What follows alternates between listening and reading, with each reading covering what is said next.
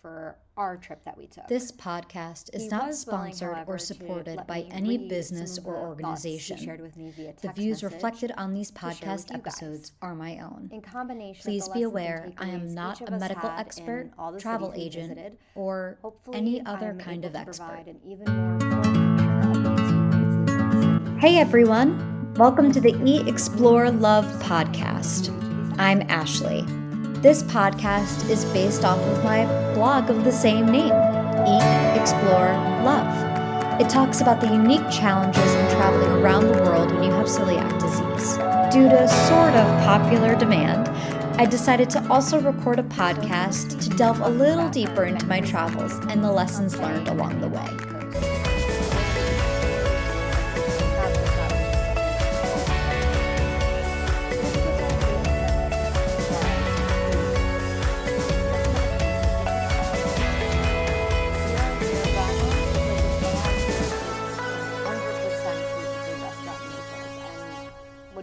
We both really enjoyed our meals. We also checked out Leopoldo Cafe Bar.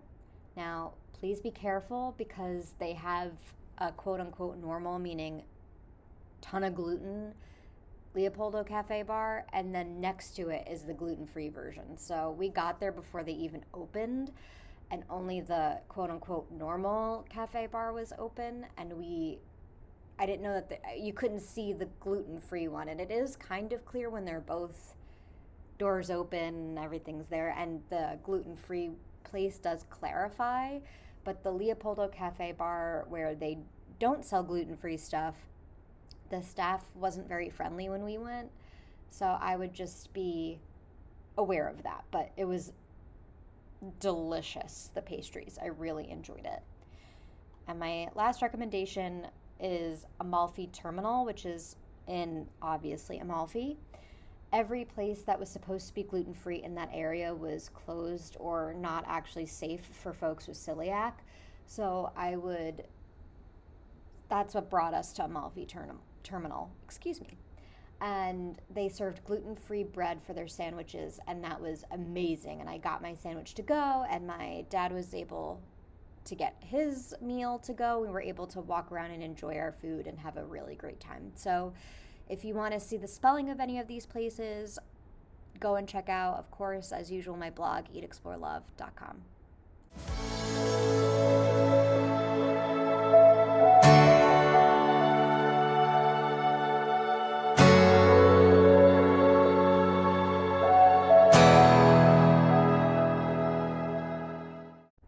So last time I was in Naples was when I was in college doing my study abroad program, and we only pretty much spent half a day there. My professor didn't feel that the city was particularly safe. I didn't feel unsafe walking around Naples at night. Maybe it's because I was actually with my father, or perhaps I just understood the people. You find a lot of the passion that you see in New Yorkers or people from New Jersey. It's very clear of why when you go through Naples, because so many people from New York and New Jersey, their ancestors are from that area. When you're going through Naples, there's not a lot of tours or things to explore. It's a lot of churches, and it is incredibly crowded. There's people on top of each other. But we just mainly walked and wandered around Naples in the morning and at night. It was a ton of chaos, which made me feel right at home with New York. Then we took a tour through Get Your Guide, which allowed us to do a day trip visit from Pompeii and the Amalfi Coast. I would say be careful when you're booking your tour. I booked a tour that said Pompeii and the Amalfi Coast with lunch. So I even emailed the people and said that there was someone with a gluten allergy. Would they be able to accommodate? And they said, yes, that'd be no problem. And then we showed up and there was no lunch. We actually clicked the option of no lunch. So there was some confusion there, but, just be careful, and it all worked out fine. We got lunch at a city in Amalfi, and it was all good. We had Luigi as a guide, so if you're able to, I would specifically request him. He was incredibly knowledgeable about everything that we were going to visit, and in the morning he took us to go see Positano, Sorrento, and Amalfi Coast, and we got to really walk around and appreciate the Amalfi Coast. in the afternoon, he dropped us off at Pompeii, which my father loved, but our tour guide wasn't as great there. Unfortunately, you don't get to put in a request. It's whatever tour guide is available for when your van shows up. That's who you get. And I do wish we had a little bit more time and opportunity to see Pompeii on our own. I felt like our tour guide kind of rushed us through it.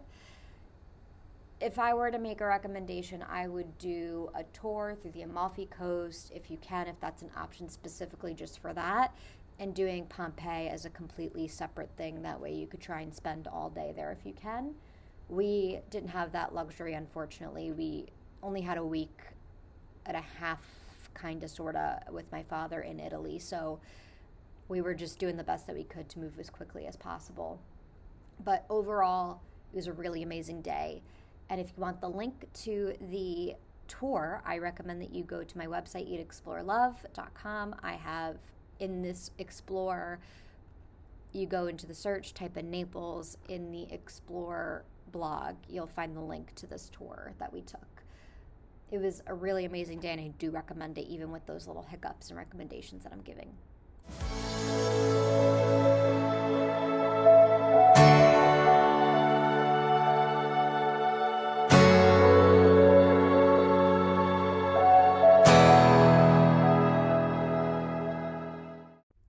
So when I asked my father what his thoughts about Naples and Pompeii and the Amalfi Coast were, he kind of answered the question, but like most parents that don't understand how all this works, kind of drifted a little bit in and out, but I think I can get the gist of it to explain to everybody and share with you guys.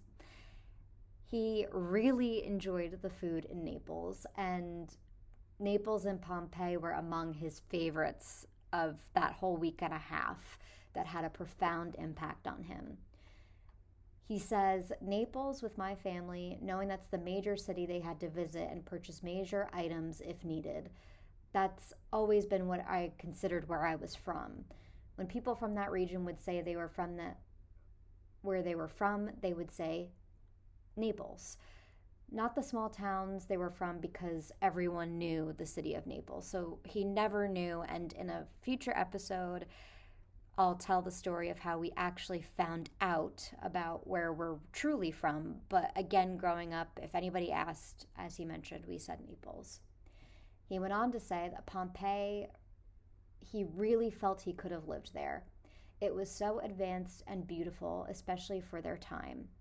I wish they had a B&B there that you could stay and live there for a week as a Pompeian lived. He would have loved that, and he didn't realize how close that Naples and Pompeii and the Amalfi Coast all were. They were all places that he's always wanted to visit, and Italy in general is by far his favorite country to see.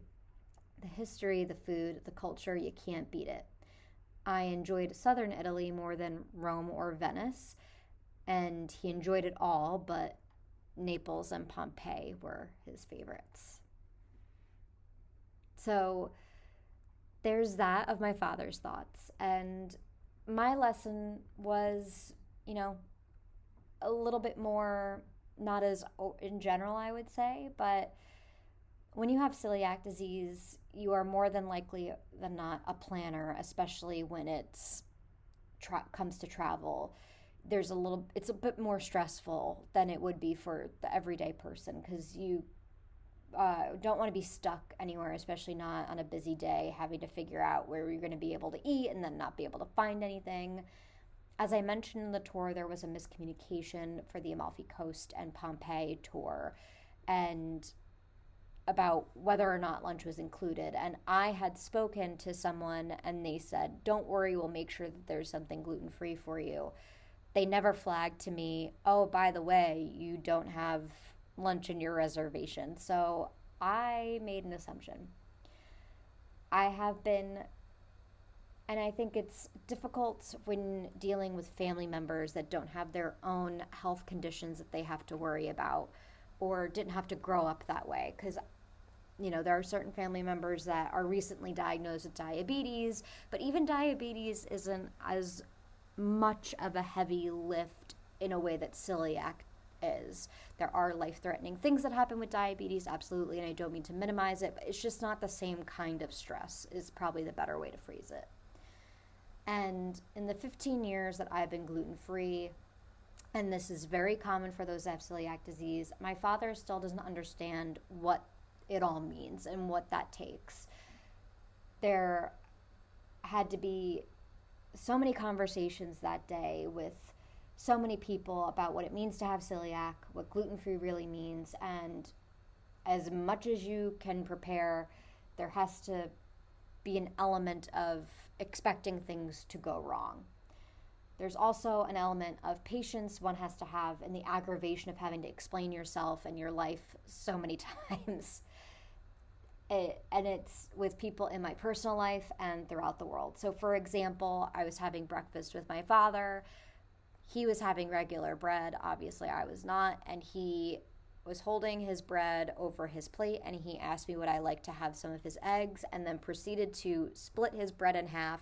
So all the crumbs from his bread got all over the plate, and I couldn't have anything off of his plate even if I wanted to. And it's truly, it makes things extra exhausting on top of traveling, on top of having to think in another language, on top of having to coordinate everything, having to think about your food, and then also having to think about tracking what everybody else is doing in relation to food. It's absolutely exhausting. And I think when the miscommunication happened with the tour, my father, I think, is always surprised by my responses and my blaseness of, well, make sure that the money gets back and you didn't pay for it and all this other stuff. And there are so many times where I couldn't have food on a situation where food would have normally been included. I don't get that money back, if I don't get to eat the food with everybody else and have to bring my own food. It's just a different life, and it's what it entails for you to be safe and have to just function on a tour. And I wish that other people just didn't feel the need to have it explained to them, or people just, I don't know. I don't see people with peanut allergies, and maybe this is just because I haven't had to live their life, but I feel like people that have certain types of allergies, such as peanuts, having to explain themselves in the amount of depth. Like, people get, okay, if someone has if there's peanut in your food, they can't have it. Whereas people don't understand, or if there's peanuts around someone like my food, that person can't have it because of the cross-contamination with the peanuts. I feel like that's at least I always understood it, and the people I grew up with always understood it with the friends with peanut allergies. And for whatever reason, there's something about gluten that people just do not understand. Splitting a piece of bread over eggs and getting the crumbs from the bread into the eggs is a big, huge problem. So it's just exhausting.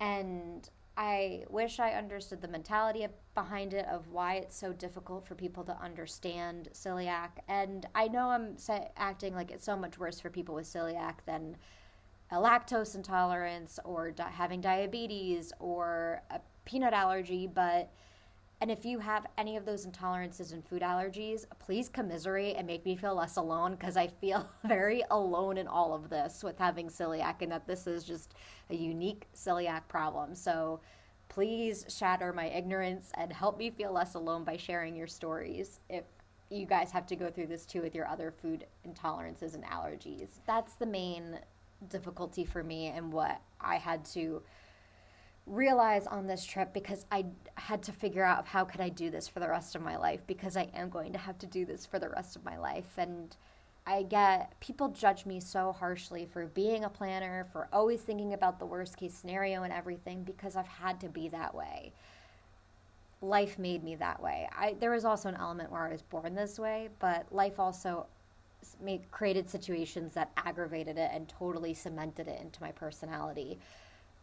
And I would love to know how other people regulate it. Do other people get frustrated? Am I just a mean person?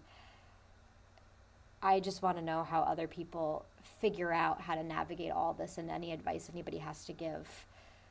And I would love to do a whole episode just based on people's advice and their recommendations on what to do. because I certainly am not a good enough person to know how to do this on my own. So that was the lesson this week. I don't even know how it made sense, if it made sense, but that's all I've got for you. That was my lesson for the week, of it hitting me that for the rest of my life, I'm going to have the patience, and I'm going to have to build up the stamina from the mental exhaustion that occurs of having a food allergy as severe as the one I have with having celiac.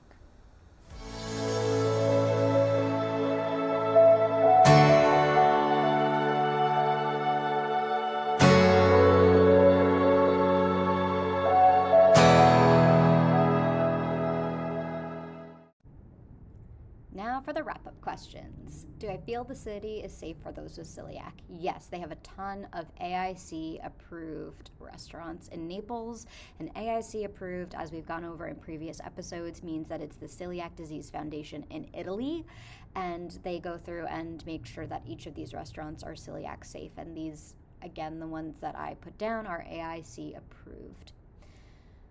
Favorite place to eat? I would say perhaps 00 Grano, perhaps. I really enjoyed it, and having a 100% gluten-free restaurant was really awesome.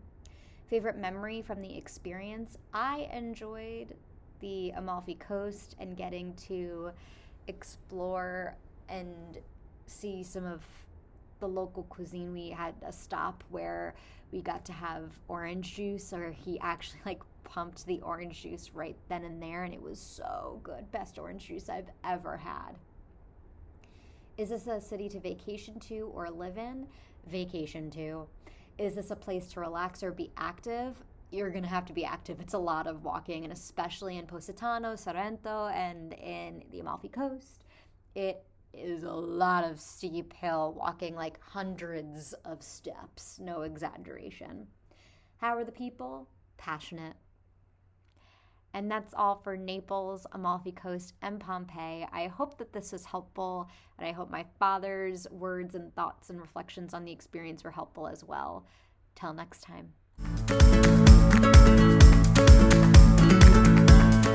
Thank you for joining me this week for all the fun journeys and lessons learned on my big adventure called life.